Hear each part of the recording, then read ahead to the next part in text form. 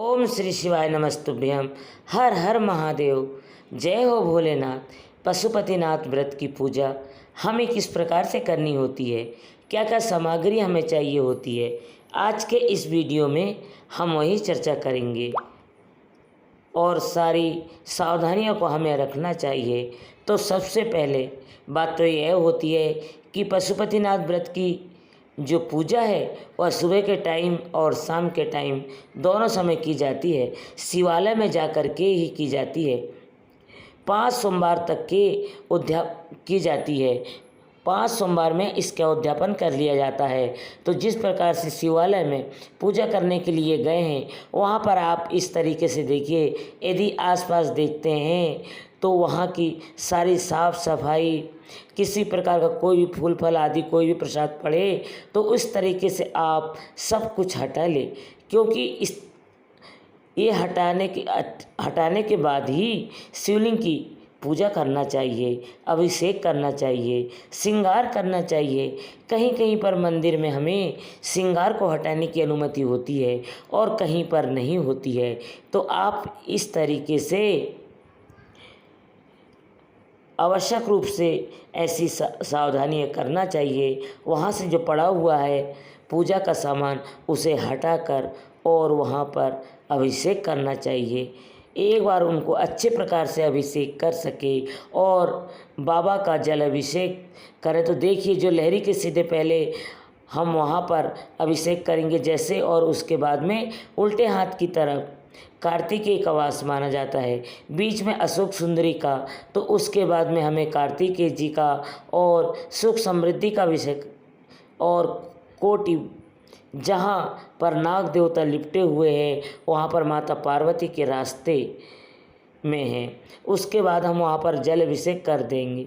इसके बाद हमें शिवलिंग का जल अभिषेक करना चाहिए। और कहीं कहीं पर मंदिर में जो एक कलश लटकाया हुआ होता है जिसमें से लगातार जल की बूंदें शिवलिंग पर गिरती रहती है, वहाँ पर हम आज जल डालते हैं, क्योंकि वहाँ पर भी शिवजी के 5 पुत्रों का वास माना जाता है जो कि जल क्रिया करती रहते हैं।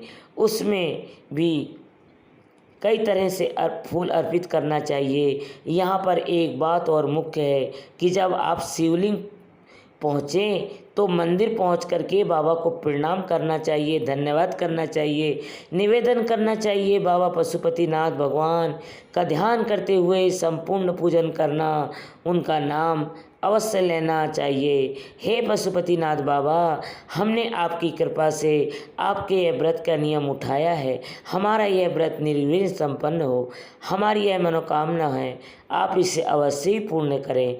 बाबा के बाद देखिए, नंदी जी को भी भगवान है, इनके बीच के जरिए हमारी सारी बातें भोलेनाथ तक पहुंचती है। अब जो मूर्ति लगी है उनको भी आप जल अभिषेक करें, उनका भी आप भोजन करवाएं। नाग देवता जो कि भगवान भोलेनाथ को अत्यधिक प्रिय होते हैं, भगवान भोलेनाथ का श्रृंगार होते हैं, उनको भी हम इस प्रकार से जल अभिषेक करेंगे। अच्छी प्रकार से हाथों से मल करके हम सभी को जल अभिषेक कर देंगे। हाथ में इस प्रकार की कई आपके अंगूठी ना पहने जिससे कि घर्षण हो। हमारे शिवलिंग के ऊपर तो आप जिस चूड़ी चाहे तो आप अलावा भी बांध सकते हैं, या फिर चूड़ियों के ऊपर करके आप अभिषेक कराएं और उसके बाद में पंचांग से अभिषेक करें। नमः शिवाय मंत्र का जाप बोल सकते हैं। आप तांबे के लोटे से पंचामृत अर्पित नहीं करना है। अगर कोई सुविधा नहीं है तो जिसमें भी आपने सामान ले गए हैं, आप गिलास में भी ले करके गए हैं, उसी से आप अर्पित करें। इसके बाद हमें शुद्ध करना, स्नान कराना होता है। पंचामृत को हमें तांबे के लोटे में डाल करके अभिषेक करा करके उसे अर्पित किया जाता है। ऐसा कुछ नहीं है, अगर आपके पास अलग थाली में सामग्री हैं, तो इससे इतना ही रहना है। तो मैंने उसी अभिषेक से आपके पास सुविधा हो आप उसमें डाल करके अभिषेक कर दीजिए। इस तरीके से जब हम जलहरी पर हाथ फेरते हैं तो माना जाता है कि यहाँ पर माता पार्वती के रास्ते कमल से हमारे जो भारत को मिलते हैं, वो हमारी जो दूर की बाकी जितनी भी रेखाएं होती है वह सब समाप्त हो जाती है। इसके पंचामृत से स्नान कराने के बाद बुद्धि स्नान अवश्य कराना चाहिए हमें, और अच्छी प्रकार से स्नान कराना चाहिए। यहाँ पर कुछ भी हमारे पर चढ़ाने की सामग्री नहीं रहना चाहिए। जल अभिषेक के अभिषेक को संपूर्ण फल तभी मिलता है जब हम संपूर्ण सामग्री साफ करके उनको चढ़ाते हैं। इस प्रकार से हम भगवान भोलेनाथ को स्नान कराते हैं। इसके बाद सारी सामग्री को चढ़ाते हैं। बाबा का श्रृंगार करना चाहिए। पशुपतिनाथ भगवान का ध्यान करते हुए हमें यह पूजन करना और शिवलिंग पर जल अभिषेक करना, ये सारी बातों को ध्यान करते हुए हमें यह पूजन करना चाहिए। और शिवलिंग के पीछे से बैठ करके ही हम यह पूजन करना चाहिए। हमें वीडियो बनाना है तो हम यहाँ बैठ करके भी कर रहे हैं, लेकिन आप थोड़ा सा अगर सुविधा नहीं है तो थोड़ा सा अपना जलहरी की तरफ कर ले, तो उत्तर दिशा की ओर मुख करके पूजन करना चाहिए। उस तरीके से थोड़ा सा जल आप अवश्य रूप से झेल लें और उसे लोटा लेकर गए हैं। उस पूजा में शिवलिंग से लेकर के हम थोड़ा सा जल अपने घर में लाना है। यह बहुत ही चमत्कारी जल होता है। घर में बरकत आती है, सुख समृद्धि, आर्थिक कमी भी हमें जल के पात्र से जो है हम लेकर ही इस खाली नहीं जाना चाहिए। इसके बाद बाबा का श्रृंगार करके अष्टगंध चंदन से भगवान भोलेनाथ को अत्यधिक प्रिय होता है। अष्टगंध चंदन तो आपके पास सामग्री है तो आप अष्टगंध चंदन को खाली चंदन से भी आप श्रृंगार कर सकते हैं। बाबा का तो यहाँ पर आप ओम बना सकते हैं, त्रिकोण बना सकते हैं। यह जो पूजा है वो मुख्य रूप से वहाँ बैठ करके करना चाहिए, लेकिन इधर बैठकर इसलिए कर रहे हैं, इधर सारी चीज़ें भगवान भोलेनाथ के सामने हैं, तो हमें जल अभिषेक करें, श्रृंगार करें और थोड़ा सा अपना मुख तृष्णा कर लिया, यानी कि जलहरी की तरफ कर लिया है, क्योंकि वह हमें इसी से हमें हरी पूजा का संपूर्ण फल मिलता है। हमें त्रिकोण बना देना, अष्टगंध चंदन अत्यधिक प्रिय होता है भोलेनाथ बाबा को। इसके बाद हम अबीर गुलाल अर्पित करेंगे। इस सामग्री से बाबा जी को भी लगती है और सब पूजा सामग्री सौंप कर यदि आप जाएंगे तो सब मिल जाती है। यह अबीर जो कि जैसा होता है थोड़ा थोड़ा चमकीला सा होता है, इसे लगा देंगे और यहाँ पर देखिए हम भोलेनाथ को सब अर्पित कर देते हैं। थोड़ा सा गुलाल, अबीर गुलाल यदि आपको मिल पाता है तो चढ़ा दें, अर्पित कर दें। शिवलिंग पर भी अर्पित कर देंगे तो दुनिया का ऐसा कौन सा काम है जो पतिव्रत से नहीं हुआ है। सुकून से ऐसी कौन सी मनोकामना है जो इस व्रत से पूर्ण नहीं हो सकती। और इसके बाद जैसे ही हम यहाँ पर थोड़ी सी सफ़ेद चंदन भी आप भोलेनाथ को अर्पित कर सकते हैं। चंदन तो किसी प्रकार का हो और सब बाबा को लगता ही है। और यहाँ पर थोड़ा सा अबीर गुलाल हम शिवलिंग पर अर्पित कर देते हैं। इस प्रकार से आप चाहे तो यहाँ पर गणेश जी को भी सभी अबीर गुलाल तो सभी की पूजा में लगता है। बस कुछ चीज़ें ऐसी है जो शिवलिंग पर ही नहीं चढ़ाई जाती है, उनका हमें ध्यान रखना है। यह सिंदूर हम अर्पित करेंगे गणेश जी को, और अशोक सुंदरी जी का स्थान है वहाँ पर हमें सिंदूर लगाना चाहिए, कुमकुम लगाना चाहिए। और माता पार्वती को जो हस्त कमल है यहाँ पर हमें कुमकुम अर्पित करना चाहिए। हम सुहागिन स्त्रियां हैं वह सिंदूर अर्पित करें, और कुंवारी लड़कियां वह यहाँ पर तो कुमकुम अर्पित कर सकती हैं, रोली अर्पित कर सकती हैं। क्योंकि शिवलिंग में ही पूरे शिव परिवार का वास माना जाता है। तो आप उनका ध्यान करते हुए वहाँ पर पूजन कर सकते हैं। हल्दी अर्पित कर देंगे। हल्दी और कुमकुम सिंदूर यह हमें बाबा को अर्पित नहीं करनी है। इस बीच में शिवलिंग में जो पिंडी स्वरूप में है वह तो भोलेनाथ का स्वरूप है। बाकी हम सभी को स्थान को आपको बता ही दिया है। आप एक हाथ को आपके टिश्यू पेपर अवश्य पोंछें। मंदिर में टिश्यू पेपर अवश्य रूप से लेकर के जाएं। हाथ पोंछ लें कि कुछ चीज़ें ऐसी होती है जो बाबा को नहीं चढ़ती, हाथ में लगी रह जाती है, तो इससे हमें जाने अनजाने में दोष लग जाता है। अक्षत अर्पित करें। अक्षत एकदम साबित होना चाहिए, बिल्कुल भी टूटे नहीं होने चाहिए। पूजा सामग्री शॉप पर भी मिल जाती है, पंसारी पर भी मिल जाते हैं, तो उन्हें यह पूजा वाले चावल दे दीजिए। तो एक साबुत चावल के अलावा यहाँ पर हमने वहाँ पर दोस्तों जनेऊ अर्पित करे हैं, और जिससे पशुपतिनाथ राम ने रावण को पशुपति अस्त्र या व्रत हाथ खाली नहीं जाता है, कभी भी निष्फल नहीं रहता है। तो यह बेलपत्र उसके डंठी में तोड़ लेना है और उस पर चंदन लगा करके फिर आप ओम नमः शिवाय लिख सकते हैं। फिर आप अपनी मनोकामना भी लिख सकते हैं। बाबा को तो जब बेलपत्र अर्पित करें तो बाबा से अपनी जो भी मनोकामना है उससे आप अवश्य कहते हुए जाएं। इस प्रकार से देखें, आप चाहें तो इस प्रकार से राम नाम भी लिख करके यहाँ पर अर्पित कर सकते हैं, या सिंपली इस तरीके से आप चंदन लगाकर अष्टगंध चंदन लगा ले। और बेलपत्र के ऊपर हम देखें, यहाँ पर हमने रोली जो कुमकुम लिया था ना, वह लगा करके अशोक को अर्पित किया है। और एक बेलपत्र हम इस प्रकार से नंदी बाबा को भी अर्पित करते हैं।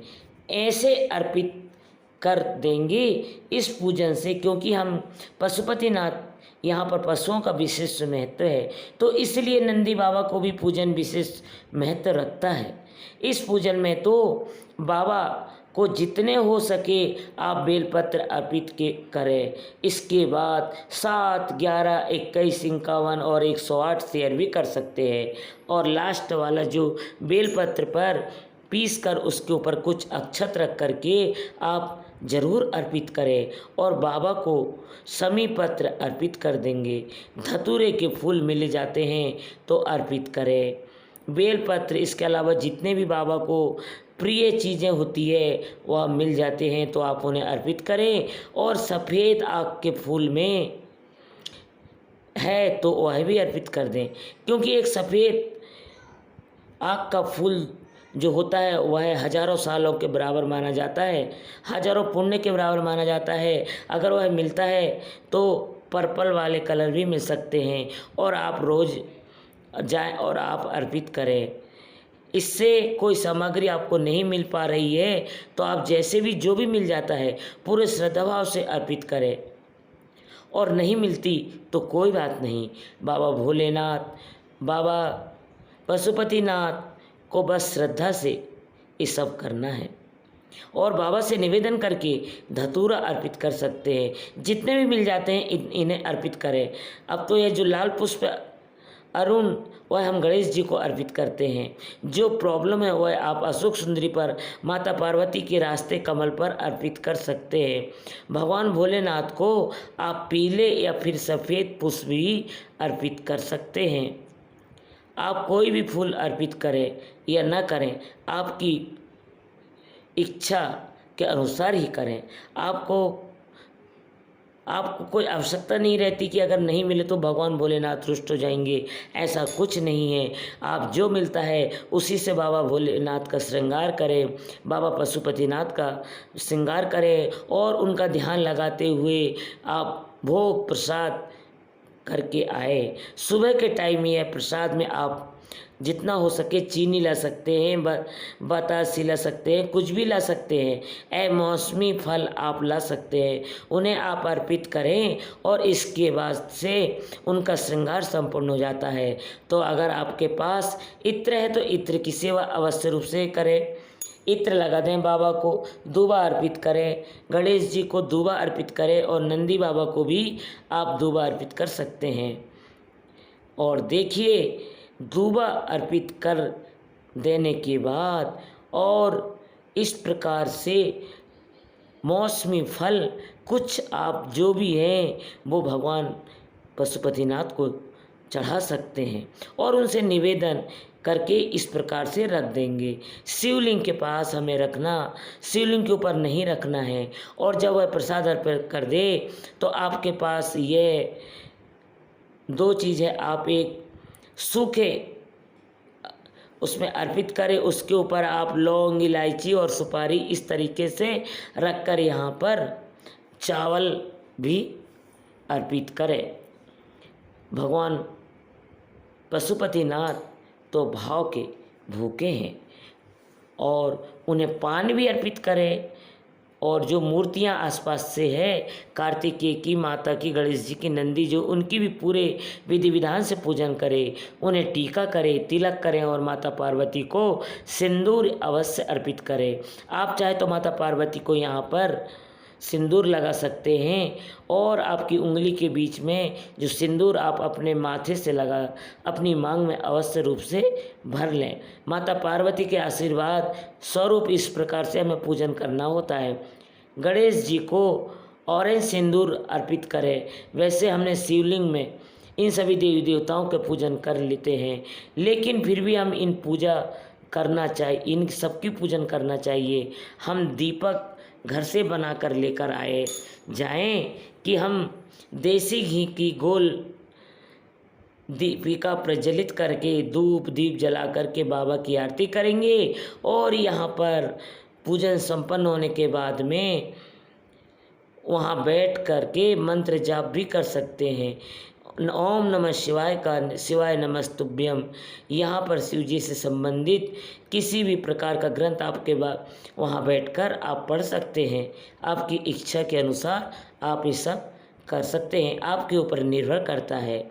इस तरीके से आप भगवान पशुपतिनाथ का पूजन कर, दीपक कर और दीपक जलाकर आपको घर ले आना है। आटे का दिया रह जाए या अक्षत पुष्प आपको रखने हैं, उसके बाद चाहे तो आप कपूर से भी आरती कर सकते हैं। दोस्तों, यह व्रत मंदिर में ही जाकर किया जाता है, क्योंकि मंदिर में शिवलिंग की जो स्थापना होती है वह पूरी विधि विधान से प्राण प्रतिष्ठित होते हैं।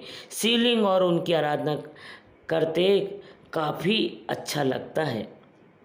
मंदिर के शिवलिंग में भक्तों की आस्था का मंत्रों की शक्ति समाहित होती है। अगर कोई ऐसी समस्या है कि आप मंदिर नहीं जा पा रहे हैं तो बेलपत्र के पेड़ के नीचे बैठ कर के आप बस पूजन कर सकते हैं, फिर घर की पूजा स्थल पर भी कर सकते हैं। परंतु इस पूजन से हमें अपनी पूजा का संपूर्ण फल हमें तभी मिलता है जब हम शिवालय में जाकर के पशुपतिनाथ की व्रत की सुबह और शाम को पूजा करते हैं। तो इस तरीके से बाबा की हम आरती करेंगे और प्रार्थना करेंगे और एक ही शिवालय में हमें जाना होता है। इस समय बार बार हम मंदिर नहीं बदलना चाहिए, क्योंकि शिवालय में जाना होता है तो एक ही शिवालय में 5 सोमवार जाकर उनकी पूजा करें। पहला सोमवार से स्टार्ट कर सकते हैं और लास्ट 5वें में जाकर पूजा पाठ करें। भगवान पशुपतिनाथ आपकी दया आपके ऊपर बहुत जल्दी होगी और आपकी हर मनोकामना को बाबा पशुपतिनाथ जल्दी पूर्ण करेंगे। बोलो पशुपतिनाथ भगवान की जय हो।